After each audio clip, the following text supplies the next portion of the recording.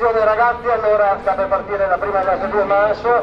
5, 4, 3, 2, 1, via e buona gara a tutti. 6 giri, ricordo, 6 giri per la gara riservata agli atleti. Annunciano l'imminente arrivo dei nostri concorrenti della prima gara partita alle ore 16, ovvero quella riservata agli atleti delle categorie junior e senior. Un uomo da solo sul traguardo a braccia alzate per il team Viva col numero 200 all'Alvisi Team di Matteo Sport, 212 è arrivato Giulio Serafini. Praticamente è stata una gara molto veloce fin dall'inizio, il secondo giro si è andato in fuga.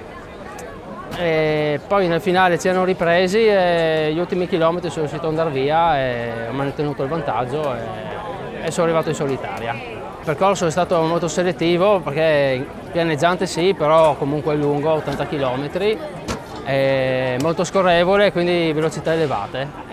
La partecipazione è stata tanta, eravamo tutti forti e quindi alla fine è venuto fuori la gara molto dura. Ecco. L'organizzazione è stata impeccabile, come sempre qui non sbagliano mai. È stato un onore partecipare al Memorial perché il signor Guiotto è stato un grande iniziatore di tutto il movimento e quindi è stato un piacere e vincere è stato proprio bello e emozionante.